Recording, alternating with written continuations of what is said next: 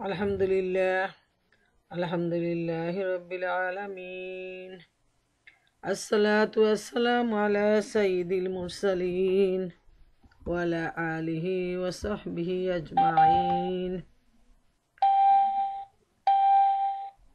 দূর দূরান্ত থেকে সমবেত আমাদের এই পবিত্র টেলিকনফারেন্সের প্রিয় মা ও বোনেরা, আসসালামু আলাইকুম ওয়া রাহমাতুল্লাহি ওয়া বারাকাতুহু।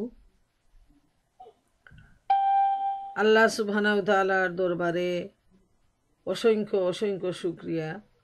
আল্লাহ রব্বুল আলামিন আমাদের সবাইকে অনেক আকুল প্রতীক্ষায় এই কোরআনের মাহফিলের জন্য যে আমাদের মন মানসিকতা তৈরি করে দিয়েছেন, সেজন্য আল্লাহ তাআলার দরবারে অসংখ্য অসংখ্য শুকরিয়া।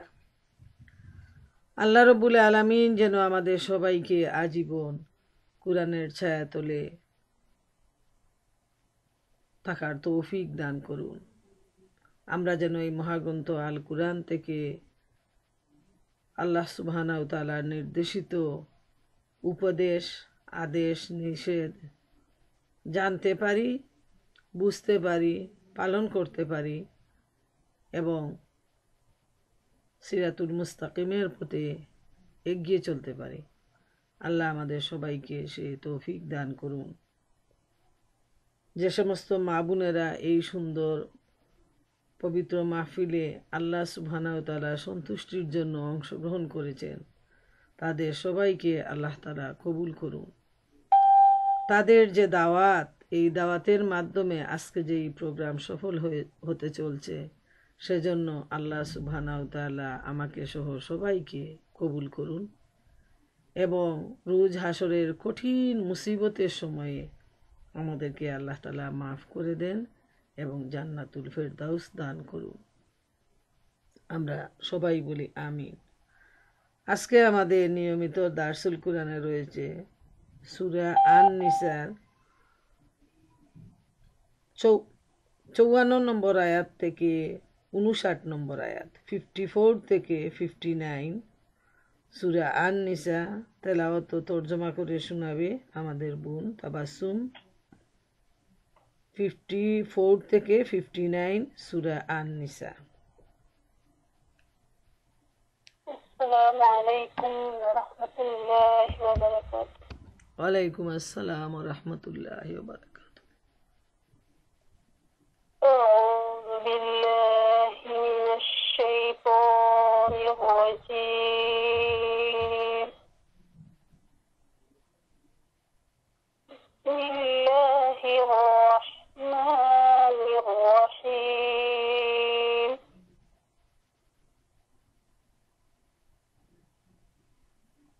أم يحسدون الناس على ما آتاهم الله من فضله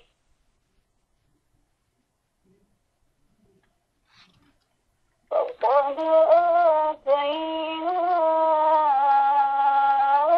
آل إبراهيم الكتاب والحكمة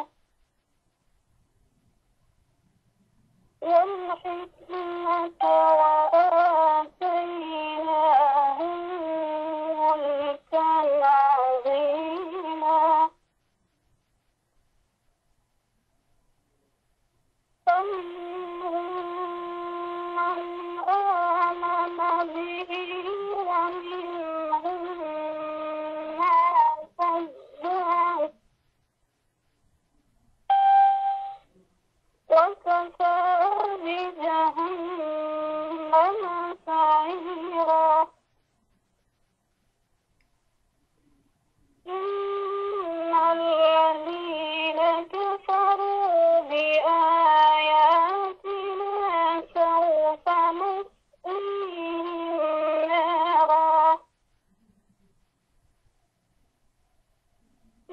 كلما نضجت جلودهم بدلناهم جلودا غيرها ليذوقوا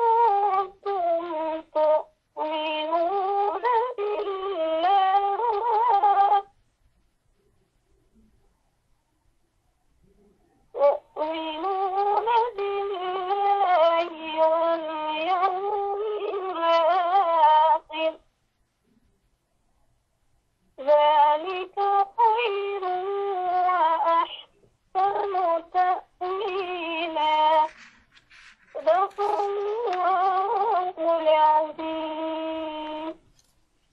পরম করুণাময় আল্লাহর নামে শুরু করিতেছি।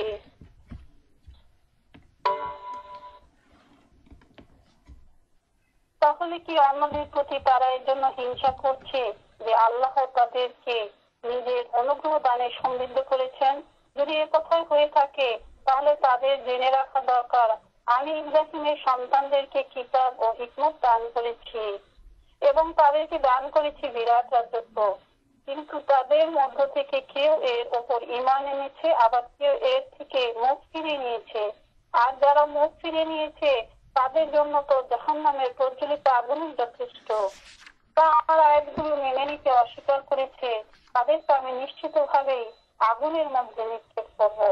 আর যখন তাদের চামড়া পুড়ে গলে যাবে তখন তার জায়গায় আমি অন্য চামড়া তৈরি করে দেব, যাতে তারা খুব ভালোভাবে আযাবের স্বাদ গ্রহণ করতে পারে।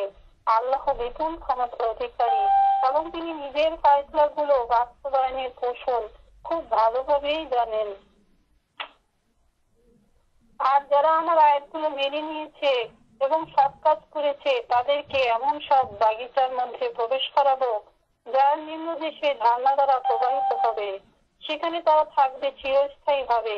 তারা সেখানে পবিত্র স্ত্রীদেরকে লাভ করবে এবং তাদেরকে আমি আশ্রয় দেব ঘন স্নিগ্ধ ছায়াতলে। হে মুসলিমগণ, আল্লাহ তোমাদের যাবতীয় আমানত তার হকদারদের হাতে ফেরত দেবার নির্দেশ দিচ্ছেন।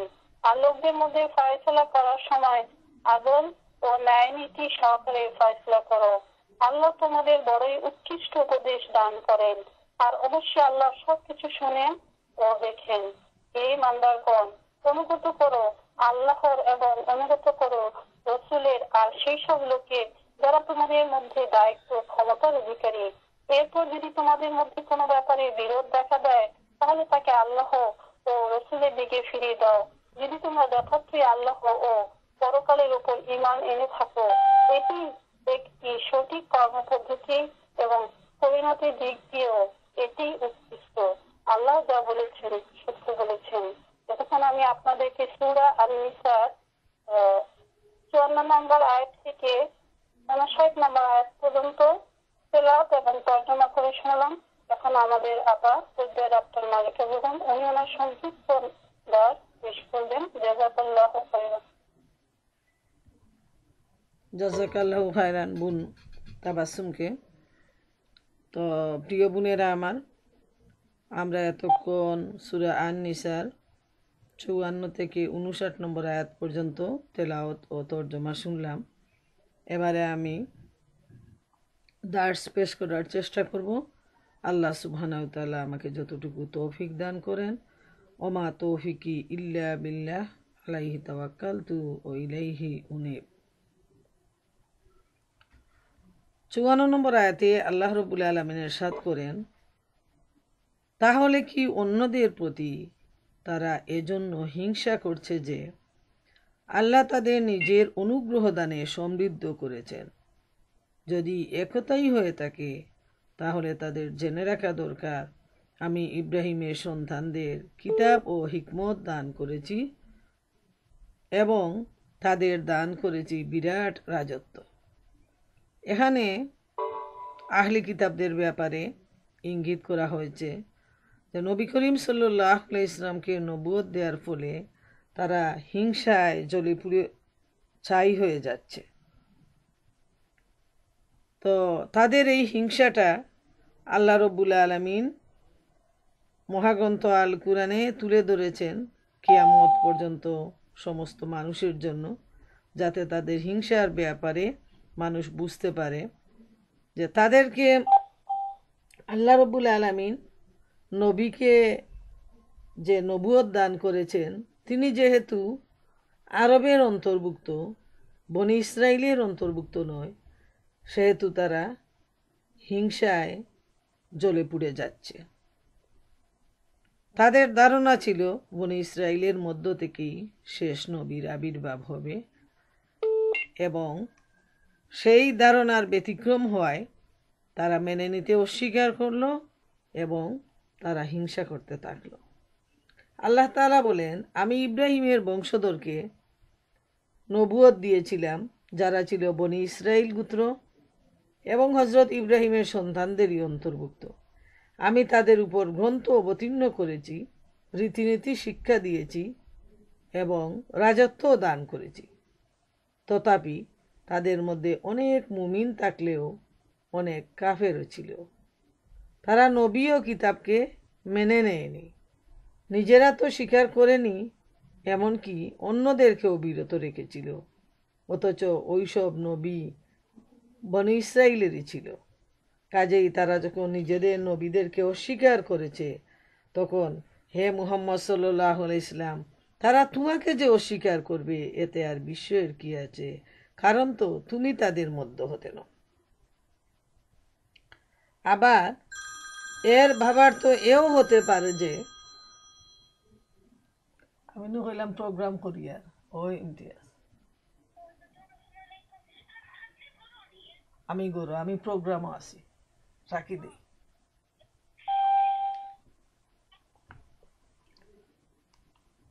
তাদের যে এই অস্বীকৃতি এবং তাদের যে হিংসা, এটা নবী করিম সাল্লাল্লাহু আলাইহি ইসলামের কে তারা নানা ধরনের নানাভাবে নির্যাতন নিপীড়ন তাদের একটা প্রমাণ। এবং এখানে আল্লাহ রাব্বুল আলামিন এই ব্যাপারটা তুলে ধরেছেন যাতে তারা বুঝে নিতে পারে যে আল্লাহ রাব্বুল আলামিনের পক্ষ থেকেই তাদেরকেও নবুয়ত দেয়া হয়েছিল। পূর্ববর্তী নবী রসুল তাদের মধ্য থেকে আসছিলেন, কিন্তু সেই নবী রসুলদেরকে তারা অস্বীকার করেছে এবং অনেককে তারা হত্যা পর্যন্ত করেছে। তাই নবী করিম সাল্লাল্লাহু আলাইহি ইসলাম আরবে জন্ম নেওয়ার জন্য, আরবের নবী হওয়ার জন্য তারা এখানে আরও বেশি হিংসাত্মক ভূমিকা পালন করতে থাকলো। এরপর আমরা দেখি 55 নম্বর আয়াতে আল্লাহ রাব্বুল আলামিন ইরশাদ করেন, কিন্তু তাদের মধ্য থেকে কেউ এর উপর ঈমান এনেছে, আবার কেউ এর থেকে মুখ ফিরিয়ে নিয়েছে। আর যারা মুখ ফিরিয়ে নিয়েছে তাদের জন্য তো জাহান্নামের প্রজ্বলিত আগুনই যথেষ্ট। তাদের মধ্যে এমন লোকও ছিল যারা আল্লাহ নবীর প্রতি ঈমান এনেছিল এবং এমনও ছিল অনেকে যারা মুখ ফিরিয়ে নিয়েছে। তো আল্লাহ রাব্বুল আলামিন এখানে জানিয়ে দিচ্ছেন তাদেরকে এবং দুনিয়াবাসীকে যে যারা আল্লাহর নবী এবং কিতাবের প্রতি মুখ ফিরিয়ে নিয়েছে তাদের জন্য আল্লাহ রাব্বুল আলামিন জাহান্নামের আগুন জ্বালিয়ে রেখেছেন, তৈরি করে রেখেছেন এবং তাদের সঙ্গী হবে এই আগুন। তখন তারা আর কাউকে খুঁজে পাবে না, আগুনই হবে তাদের একমাত্র সঙ্গী, বন্ধু। দুনিয়ার জীবনের অন্যায়, অবিচার, আল্লাহর প্রতি অস্বীকৃতি, নবীর প্রতি অস্বীকৃতি, আল্লাহর পাঠানো কিতাবের প্রতি অস্বীকৃতির রেজাল্ট হবে দাউ দাউ করা জ্বলা আগুন। 56 নম্বর আয়াতে ইরশাদ হচ্ছে, যারা আমার আয়াতগুলো মেনে নিতে অস্বীকার করেছে তাদেরকে আমি নিশ্চিতভাবে আগুনের মধ্যে নিক্ষেপ করব। আর যখন তাদের চামড়া পুড়ে গলে যাবে তখন তার জায়গায় আমি অন্য চামড়া তৈরি করে দেব, যাতে তারা খুব ভালোভাবে আযাবের স্বাদ গ্রহণ করতে পারে। আল্লাহ বিপুল ক্ষমতার অধিকারী এবং তিনি নিজের ফয়সালাগুলো বাস্তবায়নের কৌশল খুব ভালোভাবেই জানেন। প্রিয় মা বোনেরা আমার, এখানে লক্ষণীয় যে আল্লাহ তাআলার আয়াত যারা অস্বীকার করবে তাদেরকে আল্লাহ রাব্বুল আলামিন পরিষ্কারভাবে জানিয়ে দিচ্ছেন যে নিশ্চয়ই নিশ্চয়ই আল্লাহ তাআলা তাদেরকে আগুনে নিক্ষেপ করবেন এবং সেই আগুনে তাদের চামড়া পুড়ে গলে যাবে এবং তারপর শেষ হবে না। দুনিয়ার সাথে এবং পরকালের সাথে এটাই হলো পার্থক্য দুনিয়ায় মানুষ একবারই পুড়ে যায় এবং তার মৃত্যু হয়, আর কোনো চামড়া গজায় না, আর তার জন্ম হয় না। কিন্তু যেহেতু পরকালের কোনো শেষ নেই, দুনিয়ার ভালো মন্দ কাজের ফলাফল অনন্ত অসীম জীবনে মানুষকে ভোগ করতে হবে, তাই সেখানে মানুষের কোনো মৃত্যু হবে না। চামড়া পুড়ে গলে যাবে, তার জায়গায় অন্য চামড়া আল্লাহ তাআলার হুকুমে তৈরি হবে এবং অনন্ত অসীম জীবন এভাবেই তারা কষ্টের উপর কষ্ট সইতে থাকবে। সেখানে যদি আমরা একটু চিন্তা করি তাহলে খুব ভয়ের ব্যাপার, সাংঘাতিক ভয়ের ব্যাপার যে এত কঠিন আযাব মানুষ জাতি কিভাবে সহ্য করবে। দুনিয়ার আগুনে মানুষ একবারই পুড়ে যায়। আমরা দেখতেছি চোখের সামনে বাংলাদেশের অবস্থা, মানুষ কিভাবে পুড়ে যাচ্ছে, মরে যাচ্ছে। তারপর যাদের মানে জীবন আছে তারা কি ধরনের কষ্ট সহ্য করতেছে, অথচ জাহান্নামের আগুনের তুলনায় দুনিয়ার আগুন তো কিছুই নয়। যেমন যারা আল্লাহর নির্দেশ অস্বীকার করে, রসুল করিম সাল্লাল্লাহু আলাইহি ইসলামের বিরুদ্ধে জনগণকে বিদ্রোহী করে তুলে, এখানে তাদের শাস্তি ও মন্দ পরিণামের বর্ণনা দেয়া হচ্ছে। তাদেরকে জাহান্নামের মধ্যে ধাক্কা দিয়ে ফেলে দেয়া হবে এবং সেই আগুন তাদেরকে চতুর্দিক থেকে ঘিরে নেবে, তাদের শরীরের সূক্ষ্ম লোম পর্যন্ত জ্বালিয়ে দিবে। শুধু এটাই নয়, বরং এ শাস্তি হবে তাদের জন্য চিরস্থায়ী। একটি চামড়া পুড়ে যাবে, আবার নতুন চামড়া লাগিয়ে দেয়া হবে, যা হবে সাদা কাগজের মতো। এক একজন কাফিরের শত শত চামড়া তৈরি হবে এবং প্রত্যেক চামড়ার উপর নানা প্রকার পৃথক পৃথক শাস্তি হবে। এক এক দিনে 70,000 বার চামড়া পরিবর্তন করা হবে আর বলা হবে পুনরায় তোমরা ফিরে এসো, তখন এগুলো আবার পুনরায় ফিরে আসবে। আল্লাহ রাব্বুল আলামিন সমস্ত মুমিন মুসলমানকে এই আযাব থেকে মাফ করুন। চিন্তা করে দেখুন যে চামড়াটা গলে যাওয়ার সাথে আল্লাহ তাআলার হুকুমে আবার চামড়া হবে, সাথে সাথে ওইটা গলে যাবে, আবার নতুন চামড়া হবে। এইভাবে 1000 বার, 70,000 বার একই দিনে নতুন চামড়া তৈরি হবে, আবার পুড়ে যাবে, এইভাবে চলতেই থাকবে। হযরত ওমর রাদিয়াল্লাহু তাআলা আনহুর সামনে এই আয়াতটি পাঠ করা হলে তিনি পাঠককে দ্বিতীয়বার পাঠ করে শোনাতে বলেন। পাঠক দ্বিতীয়বার পাঠ করেন। হযরত মুআজ ইবনে জাবাল তাকে বলেন, আমি আপনাকে এর তাফসীর শোনাচ্ছি। এক এক ঘন্টায় 100 বার করে পরিবর্তন করা হবে। হযরত উমর রাদিয়াল্লাহু তাআলা তখন বলেন, আমি রাসূলুল্লাহ সাল্লাল্লাহু আলাইহি ইসলামের নিকট হতে এরূপই শুনেছি। তাফসীর ইবনে মিরদুয়াই, এই তাফসীর গ্রন্থে এই হাদিসটি উল্লেখ করা হয়েছে, যে হাদিসটি যে দিনের মধ্যে কতবার যে পরিবর্তন হবে এক এক ঘন্টা, এই হাদিসে আসছে এক এক ঘন্টায় 100 বার চামড়া পুড়বে আর নতুন চামড়া গজায়ে উঠবে। আল্লাহ তাআলা মাফ করুন। হযরত কাব রাদিয়াল্লাহু তাআলা আনহু অন্য বর্ণনায় বলেছেন, এ আয়াতের তাফসীর আমার মনে আছে, আমি এটা আমার ইসলাম গ্রহণের পূর্বে পাঠ করেছিলাম।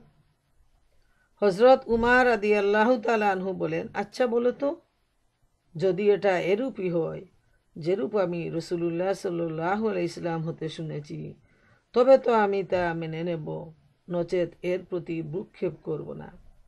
তখন হযরত কাব রাদিয়াল্লাহু তাআলা আনহু বলেন, 1 ঘন্টায় 120 বার।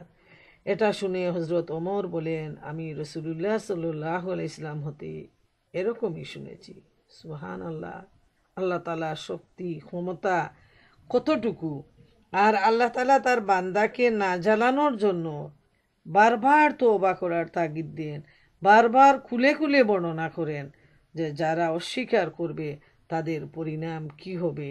এরপরও যখন মানুষ আল্লাহর আইনকে, আল্লাহর নবীকে অস্বীকার করে, আল্লাহ তাআলাকে অস্বীকার করে, কিতাবকে অস্বীকার করে, তখন এই ধরনের শাস্তি হওয়াটাই যুক্তিসঙ্গত, বিবেকসম্মত।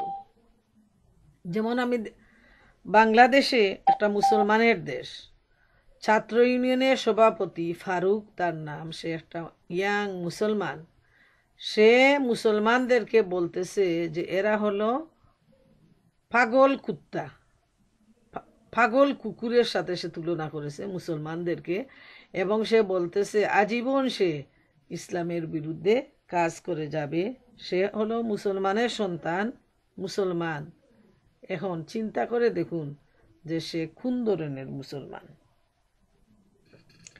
মুসনাদে আহমদে রয়েছে, হজরত ইবনে ওমর রাদিয়াল্লাহু তাআলা আনহু রাসূলুল্লাহ সাল্লাল্লাহু আলাইহি সাল্লাম হতে বর্ণনা করেন, তিনি বলেন, জাহান্নামে জাহান্নামবাসীদিগকে এত বড় করা হবে যে তার কানের লতি ও স্কন্ধের মধ্যবর্তী স্থানের দূরত্ব হবে 700 বছরের পথ। তার চামড়া হবে 70 গজ পুরু এবং দাঁত হবে উহুদ পাহাড়ের মতো। হয়তো বিশ্বাস করতে কষ্ট হচ্ছে, কিন্তু আমরা ইমানদার, আমরা সহিহ হাদিস অবশ্যই আমরা বিশ্বাস করব, তাতে কোনো সন্দেহ নেই। এবং অতি সহজেই বিশ্বাস করা যুক্তিসঙ্গত যে আমাদের মতো বর্তমান বিশ্বে 5 ফুট 6 ফুট এই পরিমাণ মানুষ এই ধরনের আকৃতি বিশিষ্ট, তো এই মানুষগুলা এত বড় ধরনের শাস্তি সহ্য করতে পারবে না। তাকে শাস্তি সহ্য করার মতো বিরাট দেহের প্রয়োজন, এবং আল্লাহ রাব্বুল আলামিন এত কঠিন শাস্তি দিবেন এবং সেই কঠিন শাস্তির মতো করে তিনি তার দেহটাকেও বিরাট আকারে তৈরি করে নেবেন, এবং এই মানুষগুলা কঠিন ধরনের শাস্তি দিনের পর দিন, বছরের পর বছর তাদের উপর চলতেই থাকবে। অথচ একটা সেকেন্ডও এই ধরনের কঠিন আযাব সহ্য করা কত দূর কঠিন।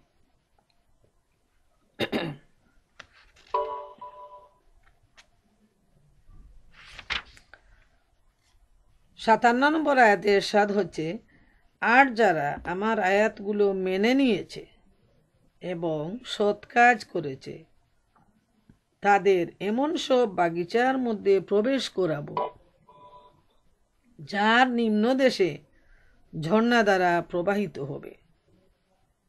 সেখানে তারা থাকবে চিরস্থায়ীভাবে। তারা সেখানে পবিত্র স্ত্রীদের লাভ করবে এবং তাদের আমি আশ্রয় দেব ঘন স্নিগ্ধ ছায়াতলে। সুবহান আল্লাহ তাআলা।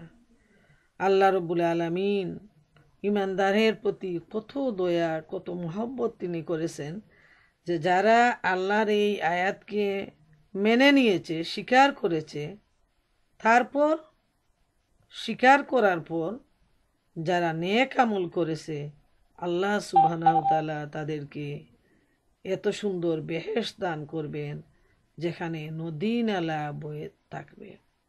এবং আরেকটা বড় সুসংবাদ হলো, সেখানে তারা চিরস্থায়ী হবে, সেখান থেকে কোনোদিন তাদেরকে বিদায় করা হবে না। সেই জান্নাত হারানোর কোনো ধরনের কোনো সম্ভাবনাই নেই, এবং সেখানে তারা পবিত্র স্ত্রী লাভ করবে, এবং আল্লাহ রাব্বুল আলামিন তাদেরকে, জান্নাতবাসীদেরকে যে আশ্রয় দিবেন, সেখানে অনেক সুন্দর সুন্দর গাছ থাকবে, বাগান থাকবে, এবং ছায়াতলে, সেই গাছের ছায়াতলে তারা মনের ইচ্ছা মতো তারা ঘুরে বেড়াবে। এখন আমরা দেখি যে হাদিসগুলাতে কি ধরনের বর্ণনা আসছে। যেমন এই নেক আমলওয়ালা লোকদের বর্ণনা হচ্ছে, তারা আদন জান্নাতে অবস্থান করবে, যার নিম্নদেশে নদী নালা প্রবাহিত হতে থাকবে, তাদের ইচ্ছা মতো নদীগুলো প্রবাহিত হবে। স্বীয় অট্টালিকায়, বাগানে, পথে, মোট কথা যেখানেই তার মন চাইবে সেখানেই নদীগুলো বইতে থাকবে। সবচেয়ে বড় মজার কথা, এসব নিয়ামত হবে চিরস্থায়ী। এগুলো নষ্ট হবে না, কমবে না, ধ্বংস হবে না, শেষ হবে না, এবং আল্লাহ তাআলা ফিরিয়েও নেবেন না। আরও থাকবে সুন্দরী হুরগণ, যারা হবে হায়েজ, নেফাস, ময়লা, দুর্গন্ধ এবং অন্যান্য জঘন্য বিশেষণ হতে সম্পূর্ণ পবিত্র। আর তাদের জন্য হবে সুদূর প্রসারিত গাছের ছায়া, যা হবে অত্যন্ত আরামদায়ক ও মনোমুগ্ধকর। তাফসির ইবনে জারিরে হযরত আবু হুরায়রা রাদিয়াল্লাহু তাআলা আনহু হতে বর্ণিত যে রাসূল করিম সাল্লাল্লাহু আলাইহি সাল্লাম বলেছেন, জান্নাতে এমন একটি বৃক্ষ থাকবে যার ছায়ায় একজন আরোহী 100 বছর পর্যন্ত চলতে থাকবে, তবুও তার ছায়া শেষ হবে না। ওটা হচ্ছে শাজারাতুল খুলদ বা চিরস্থায়ী বৃক্ষ। সুবহানাল্লাহ। আল্লাহ রব্বুল আলামিন যেন আমাদেরকে নেক আমল করার তৌফিক দিন এবং কুরআন আর হাদিসে বর্ণিত যে সুসংবাদ মুমিনদের জন্য দেয়া হয়েছে সেই সুসংবাদ গ্রহণ করার তৌফিক দান করুন এবং এই জান্নাতের অধিবাসী হিসাবে আল্লাহ রব্বুল আলামিন আমাদেরকে গ্রহণ করুন। সুবহানাল্লাহ। চিন্তা করে দেখেন যে নদী নালা মানুষের কাছে সবচেয়ে বেশি পছন্দনীয়। এজন্য আল্লাহ রব্বুল আলামিন জান্নাতে বারবার তিনি ঝর্ণা দ্বারা কথা বর্ণনা করেছেন এবং জান্নাতীদের পাওয়ার এতটুকু হবে যে তাদের ইচ্ছা মতো, তাদের অর্ডার মতো, তাদের মন মতো এই নদীগুলা প্রবাহিত হবে। সুবহানাল্লাহ, সুবহানাল্লাহ। এত মর্যাদা আল্লাহ তাআলা তার ইমানদার বান্দাদেরকে দিবেন, যেটা পেয়ে তারা ধন্য হয়ে যাবে এবং সেই জান্নাতীরা আফসোস করবে যে আমরা কেন আরো ভালো কাজ করলাম না, কেন দুনিয়াকে আমরা হালকা করে আখিরাতের জন্য কেন আমরা বেশি বেশি করে কাজ করলাম না। জান্নাতে আর কোনো আফসোস থাকবে না, শুধু এই আফসোসটাই জান্নাতীরা করতে থাকবে যে আরো নেক আমল করা আমাদের উচিত ছিল, আরো বেশি বেশি করে ভালো কাজ করা আমাদের উচিত ছিল। প্রিয় মা বোনেরা আমার, তারপর সেই গাছের অবস্থাটা দেখেন যে কোনো হাদিসে আসছে নবী করিম সাল্লাল্লাহু আলাইহি সাল্লাম বলেছেন যে এত সারি বাঁধা এত বিরাট গাছ থাকবে যে একজন জান্নাতি গুড়ার উপর চড়েও সে দীর্ঘ পথ অতিক্রম করবে, কিন্তু এই জান্নাতের গাছের ছায়া শেষ হবে না। এবং আমাদের মনের সাথে মিলিয়ে দেখেন, আমরা গাছের ছায়া পছন্দ করি, আমরা নদী নালা পছন্দ করি, আমরা বাগান পছন্দ করি এবং আল্লাহ সুবহানাহু ওয়া তাআলা এগুলোই তার নেক বান্দাদেরকে তিনি দান করবেন। বিভিন্ন ধরনের বাগান, ফুলের বাগান, ফলের বাগান, এইভাবে মানুষ যা চাইবে তাই তাকে সেদিন দেয়া হবে। 58 নম্বর আয়াতে ইরশাদ হচ্ছে, হে মুসলিমগণ, আল্লাহ তোমাদের যাবতীয় আমানত তার হকদারের হাতে ফেরত দেবার নির্দেশ দিচ্ছেন, আর লোকদের মধ্যে ফয়সালা করার সময় আদল ও ন্যায় নীতি সহকারে ফয়সালা করো। আল্লাহ তোমাদের বড়ই উৎকৃষ্ট উপদেশ দান করেন, আর অবশ্যই আল্লাহ সব কিছু শুনেন ও দেখেন। প্রিয় বোনেরা আমার, এখানে আল্লাহ রব্বুল আলামিন মুসলমানদেরকে, যারা ঈমান এনেছে তাদেরকে উদ্দেশ্য করে বলতেছেন যে মানুষের কাছে যে আমানতটুকু আছে সেই আমানতটুকু যেন তার হকদারের কাছে ফেরত দিয়ে দেয়া হয়। যেহেতু ইসলামের প্রারম্ভে মানুষের কাছে যে আমানত থাকতো, মানুষ খেয়ানত করত, সেগুলো মানুষ ফেরত দিত না। এমনকি বর্তমান সময়েও আমরা দেখি যে যার কাছে যে আমানতটা দেয়া হয় ইমানের দুর্বলতার জন্য এই সমাজে খুব কম আমানতদার লোক পাওয়া যায়। বেশিরভাগ লোক এমন রয়েছে যে যাদের হাতে কোনো আমানত রাখা হলে তারা সেগুলো খেয়ানত করে। অন্যের সম্পদ, তারা দুনিয়ালোভী মানুষ যারা, তারা অন্যের সম্পদ আত্মসাৎ করার জন্য তারা প্রাণপণ প্রচেষ্টা চালায়। পাশের জমি, প্রতিবেশীর ওয়ালের ভিতরে ওয়াল দিয়ে দেয়া, পাশের জমি দখল করা, এবং কেউ যদি কারো হাতে টাকা পয়সা রাখে আমানত, সেগুলো সে আত্মসাৎ করে বসে। এমনকি বিজনেসের পার্টনার, যে অনেক প্রিয় বন্ধু, সেই বন্ধু পর্যন্ত বিজনেস পার্টনার হওয়ার পর সেই যে বিশ্বাসটা, আমানতটা সে ভঙ্গ করে বসে, বিশ্বাসটা ভঙ্গ করে এবং সে আমানতের খেয়ানত করে। এবং রসুল করিম সাল্লাল্লাহু আলাইহি ওয়াসাল্লাম বলেছেন যে মুনাফিকের লক্ষণ হলো তিনটি, কখনো বলেছেন চারটি। এর মধ্যে একটা লক্ষণ হলো তার কাছে আমানত রাখা হলে সে তার খেয়ানত করে। অতএব মনে রাখা প্রয়োজন যে যে আমানতের খেয়ানত করবে তার মধ্যে মুনাফিকের একটা লক্ষণ রয়েছে, এবং সেটা জন্য তাকে কঠিন পানিশমেন্ট পেতে হবে।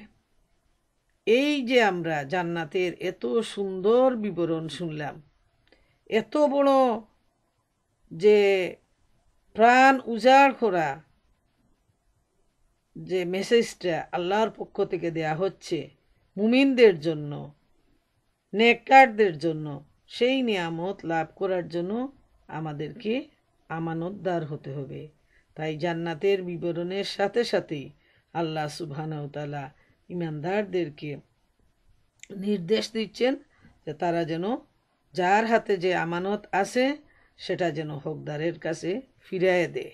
যেমন ভাই বোনের আমানত, সন্তানের আমানত, বন্ধুর আমানত, প্রতিবেশীর আমানত, এইভাবে অনেকের হাতে অনেক আমানত গচ্ছিত থাকে। সেই আমানতটা তার হকদারের কাছে ফিরিয়ে দিতে হবে। এমনকি একই ফ্যামিলির মেম্বার যারা আছেন তার কাছে আমরা একজনের কাছে আরেকজনের আমানত রয়ে যায়, তো সেই আমানতের যেন আমরা কেউ খেয়ানত না করি। এবং আমানত নিয়ে বিরাট আলোচনা করা যাবে, এত বৃহত্তর একটা জিনিস, তো এখানে আমাদের সেই সময় নেই। তো আল্লাহর যে নির্দেশ সেটা হলো যে যার কাছে যে গচ্ছিত সম্পদ আছে সেটা যেন সে ফিরিয়ে দেয়। এখন আমরা দেখি এ সম্পর্কে নবী করিম সাল্লাল্লাহু আলাইহি ওয়াসাল্লামের বাণী। তিনি বলেছেন, যে তোমাদের সাথে বিশ্বস্ততা প্রদর্শন করে তুমি তার গচ্ছিত দ্রব্য আদায় করো, এবং যে তোমার সাথে বিশ্বাসঘাতকতা করে তুমি তার সাথে বিশ্বাসঘাতকতা করো না।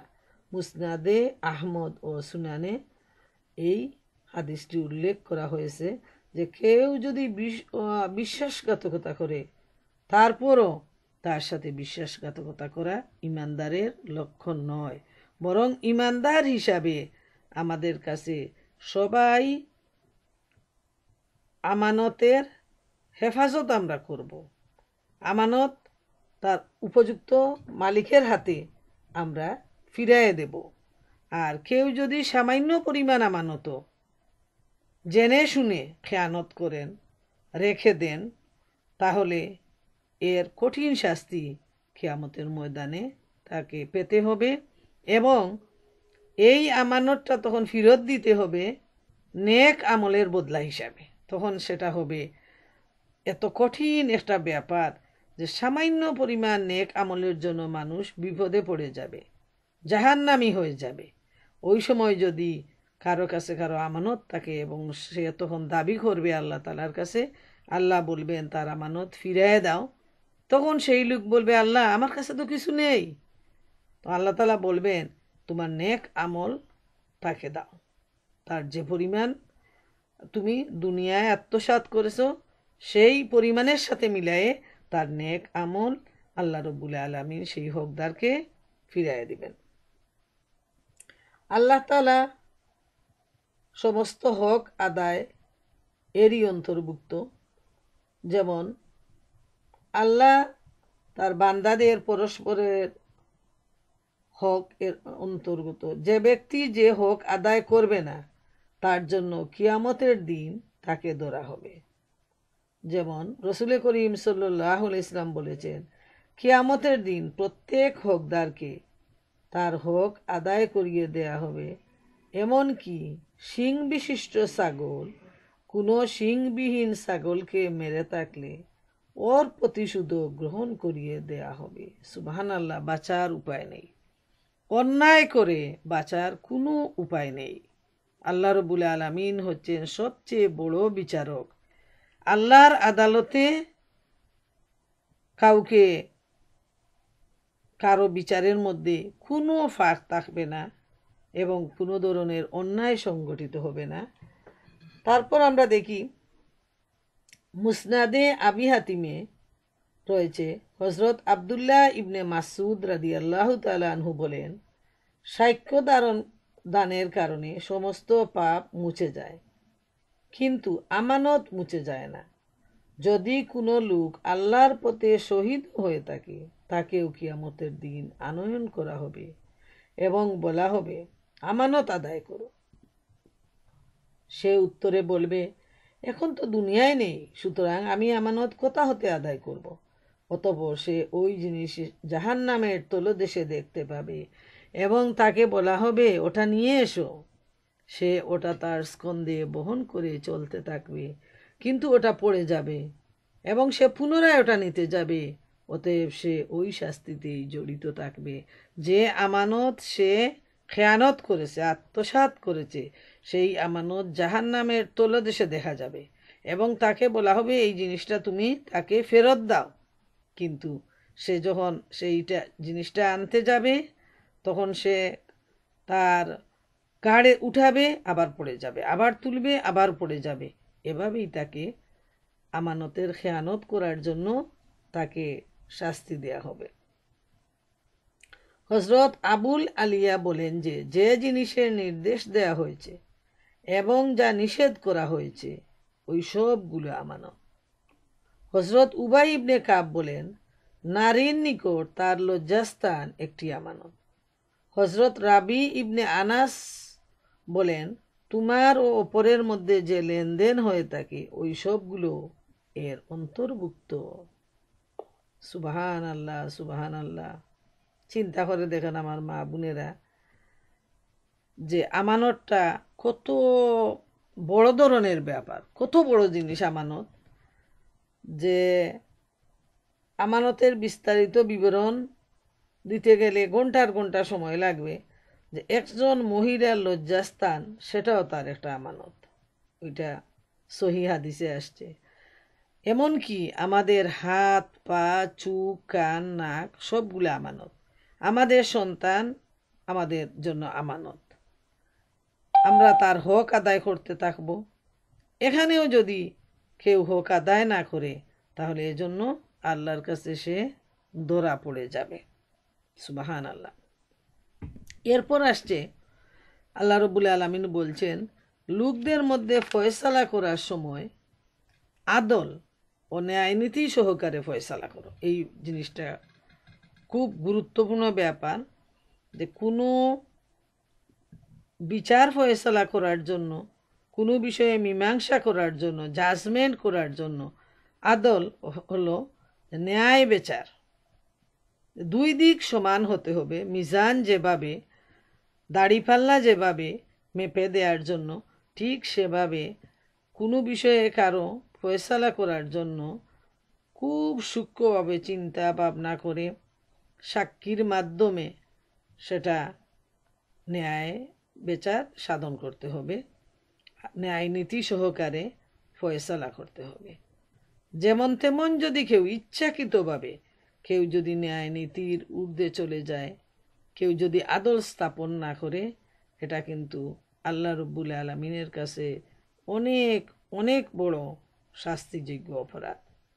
আল্লাহ রাব্বুল আলামিন ইমানদারদেরকে ন্যায় নীতির মাধ্যমে ফয়সালা করার নির্দেশ দিয়েছেন।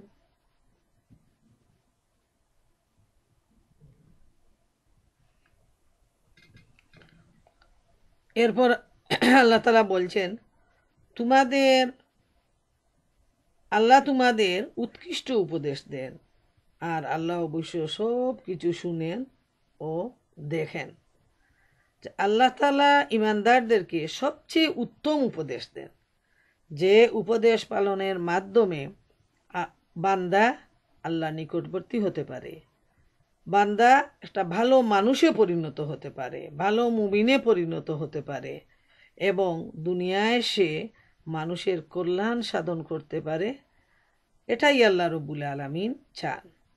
এবং আল্লাহ তাআলার কাছে কোনো বিষয় গোপন নয়, যে একটা অন্যায় করে কেউ গোপন করে রাখতে পারবে, এইটা চিন্তা করাও ঠিক নয়। এজন্য আল্লাহ তাআলা বারবার সাবধান করে দিচ্ছেন যে আল্লাহ সব শুনেন এবং সব দেখেন। হযরত আব্দুল্লাহ ইবনে আব্বাস রাদিয়াল্লাহু তাআলা আনহু এবং হযরত মুহাম্মদ ইবনে হানিফিয়ার উক্তি, প্রত্যেক ব্যক্তিকে প্রত্যেক ব্যক্তির আমানত আদায় করে দেওয়ার নির্দেশ দেয়া হয়েছে আমানতের ব্যাপারে, এবং আদলের ব্যাপারে যে ন্যায়ের সাথে মীমাংসা করো। বিচারককে সর্বাপেক্ষা বড় বিচারপতির পক্ষ হতে নির্দেশ হচ্ছে, কোনো অবস্থাতেই তোমরা ন্যায় পরিত্যাগ করবে না। হাদিস শরীফে রয়েছে, আল্লাহ তাআলা বিচারকের সঙ্গে থাকেন যে পর্যন্ত না সে অত্যাচার করে। যখন সে অত্যাচার করে তখন তার দিকেই সমর্পণ করেন। একদিনের ন্যায় বিচার 40 বছরের ইবাদতের সমান। সুবহানাল্লাহ, সুবহানাল্লাহ।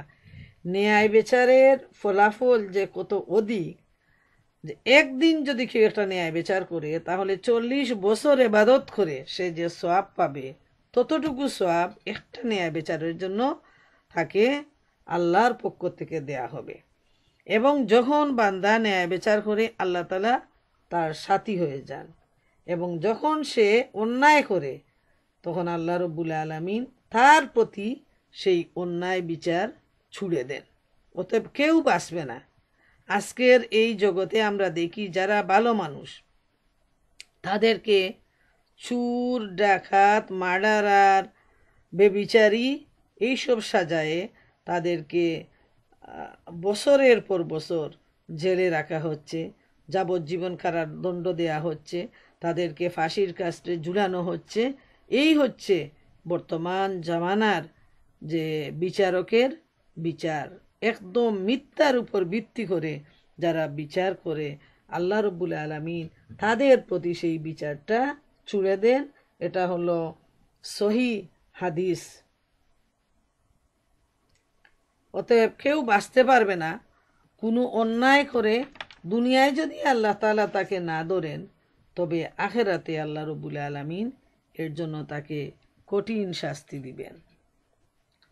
শেষ আয়াত অর্থাৎ 59 নম্বর আয়াতে আল্লাহ তাআলা ইরশাদ করে, হে ঈমানদারগণ, আনুগত্য করো আল্লাহর এবং আনুগত্য করো রসুলের, আর সেই সব লোকের যারা তোমাদের মধ্যে দায়িত্ব ও ক্ষমতার অধিকারী। এরপর যদি তোমাদের মধ্যে কোনো ব্যাপারে বিরোধ দেখা দেয়, তাহলে তাকে আল্লাহ ও রসুলের দিকে ফিরিয়ে দাও। যদি তোমরা যথার্থই আল্লাহ ও পরকালের উপর ঈমান এনে থাকো, এটি একটি সঠিক কর্মপদ্ধতি ও পরিণতির দিক দিয়ে এটি উৎকৃষ্ট। প্রথমই হলো ঈমানদারদের কাজ আল্লাহর আনুগত্য করা, দ্বিতীয় হলো রসুলের আনুগত্য করা, আর তৃতীয় হলো যারা ইসলামের লিডার তাদের আনুগত্য করা। তবে তাদের আনুগত্যের ব্যাপারটা হলো শর্ত সাপেক্ষ, যে নবী করিম সাল্লাল্লাহু আলাইহি ওয়াসাল্লাম বলছেন, স্রষ্টার নাফরমানি করে কোনো সৃষ্টির আনুগত্য করা যাবে না। তাই মনে রাখা প্রয়োজন যে আনুগত্য করতে হবে আল্লাহ এবং আল্লাহ রসুলের। যে কোনো বিচার মীমাংসা, যে কোনো কাজের ব্যাপারে আমাদেরকে চিন্তা করতে হবে যে আমার আল্লাহর এই কাজে আমার আল্লাহর হুকুম আছে কিনা, নির্দেশ আছে কিনা, নবী করিম সাল্লাল্লাহু আলাইহি ইসলাম এর নির্দেশ আছে কিনা।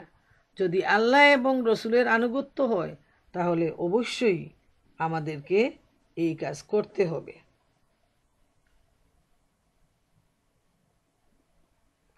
সহি বুখারী ও সহি মুসলিমে হজরত উবাদা ইবনে সামিত হতে বর্ণিত আছে, তিনি বলেন, আমরা শ্রবণ করা ও মান্য করার উপর রসুল সাল্লাল্লাহু আলাইহি ইসলামের নিকট বায়াত গ্রহণ করি। তাতে আমাদের সন্তুষ্টি হোক বা অসন্তুষ্টি হোক, আমরা কঠিন অবস্থায় থাকি আর সহজ অবস্থায় থাকি। এটা আমার মনে হয় সবার কাছে পরিষ্কার যে সাহাবায়ে কেরাম বলছেন সহি বুখারী আর মুসলিম শরীফের হাদিসে যে আমাদের ভালো লাগুক আর মন্দই লাগুক, বিষয়টা কঠিন হোক আর সহজ হোক, আমরা সন্তুষ্ট হই আর নাই হই, আমরা আল্লাহ রসুলের কাছে বায়াত নিয়েছি যে আমরা রসুল করিম সাল্লাল্লাহু আলাইহি ইসলামের নির্দেশ আমরা মেনে চলব। তো প্রথম হলো আল্লাহর নির্দেশ এবং আল্লাহর নির্দেশের সাথে সাথে আল্লাহ রসুলের নির্দেশ। তাফসির ইবনে জারিরে হযরত আবু হুরায়রা রাদিয়াল্লাহু তাআলা আনহু হতে বর্ণিত আছে, নবী সাল্লাল্লাহু আলাইহি সাল্লাম বলেছেন, আমার পরে 70ই তোমাদের উপর ভালো আমির ভালো হুকুম চালাবে এবং মন্দ আমির মন্দ হুকুম চালাবে। সত্যের অনুরূপ কাজে তোমরা প্রত্যেকেই আদেশ শুনবে ও মানবে এবং তাদের পিছনে নামাজ পড়তে থাকবে।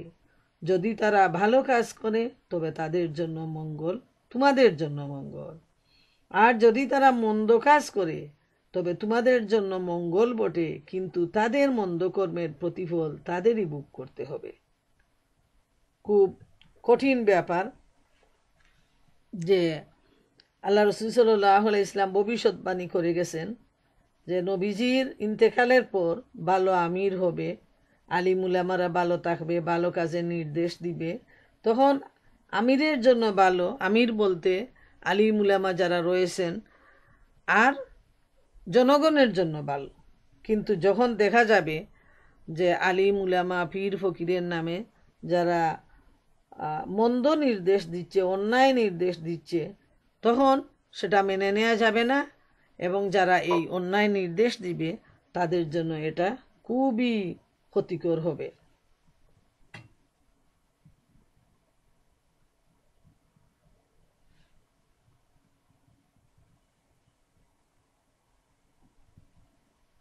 আচ্ছা, তাইলে আমরা এই আয়াত থেকে যেটা আমরা বুঝতে পারলাম যে কোনো অবস্থায় ভালো মন্দ সর্বাবস্থায় আল্লাহ রব্বুল আলামিনের হুকুম মেনে চলা আমাদের জন্য ফরজ, অবশ্য কর্তব্য।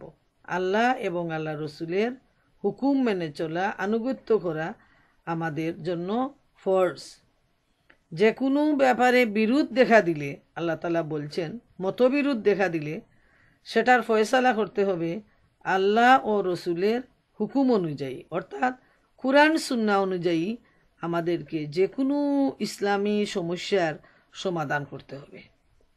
এখন কেউ যদি পীর বুজুর্গ অন্যায় কিছু বলে, অন্যায় কোনো নির্দেশ দেয়, শুধু জিকিরে বসায় রাখে, হ্যাঁ, এইভাবে কত হুজুররা আছে যাদেরকে গোসল করায় দেয় মহিলারা, পা টিপায় দেয় মহিলারা, এবং তারা ভাবে যে ওই হুজুরের আর বুজুর্গের দুয়ায় তাদের সমস্ত গুনাহ মাফ হয়ে যাবে।